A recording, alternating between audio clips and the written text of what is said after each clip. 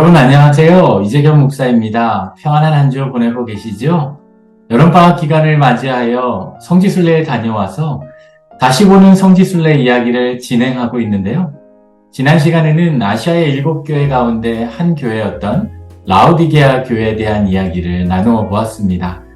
오늘은 네 번째 시간으로 아시아 7교회 가운데 또 한 교회인 빌라델비아 교회가 있던 빌라델비아에 대한 이야기를 시작해 보려고 합니다. 빌라델비아가 어떻게 시작되었는지 살펴보면 셀루코스 제국으로부터 독립해 페르가몬을 수도로 시작한 페르가몬 왕국의 네 번째 왕이 아탈루스 왕조의 에우메네스 2세였는데요. 그에게는 사랑하는 동생, 본명이 필라델푸스라고 불리는 아톨루스 2세가 있었습니다. 에우메네스 2세는 그의 동생을 신뢰해서 그가 전쟁에 나갈 때마다 정치와 군사에 대한 지식이 많았던 동생 아탈루스 2세에게 그 내정을 맡기곤 했는데요.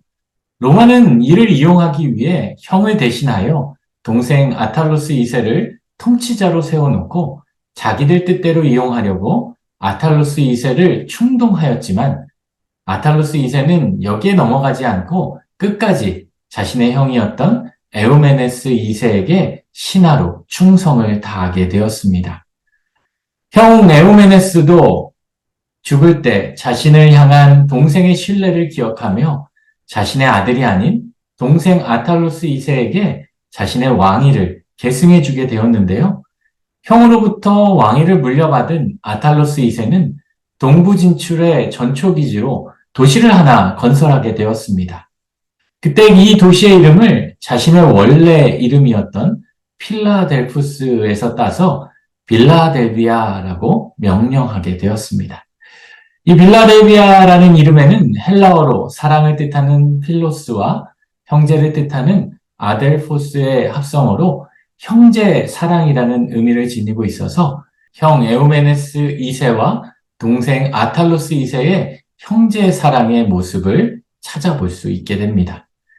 오늘날 빌라델비아라는 도시는 라오디게아에서 서쪽으로 차로 1시간 정도 달리면 나오는 마니사 주에 있는 알라세히르라는 지역인데요.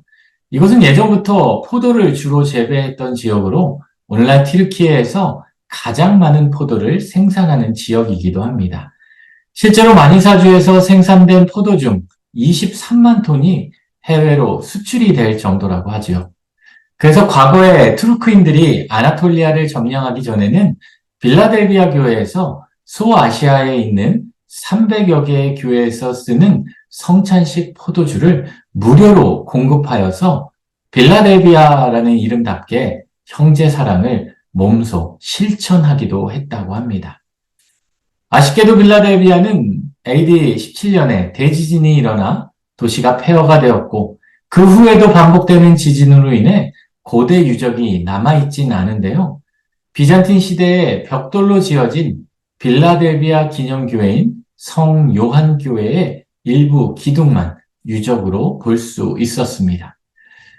이 기둥을 살펴보게 되면 지진을 피하기 위해서 기둥도 아주 단단하게 지어진 것을 볼 수 있는데요.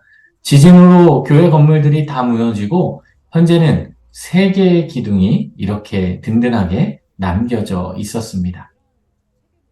빌라델비아는 많은 신전과 종교적 행사로 우상 숭배가 창궐했던 지역으로 티베리우스 베스파시아누스 황제 시절에는 황제 숭배가 극심하여 많은 기독교 순교자들이 배출되기도 했는데요. AD 5세기에 이르러서는 작은 아테네라고 불릴 정도로 많은 신전과 황제 숭배가 가득했던 지역이었습니다.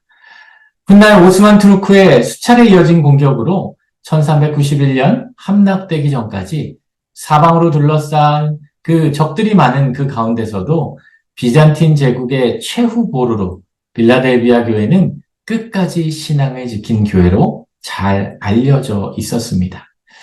사도 요한도 하나님의 계시로 요한계시록의 말씀을 기록하면서 빌라델비아 교회를 향한 말씀에는 책망 없이 칭찬만 기록해주고 있는데요.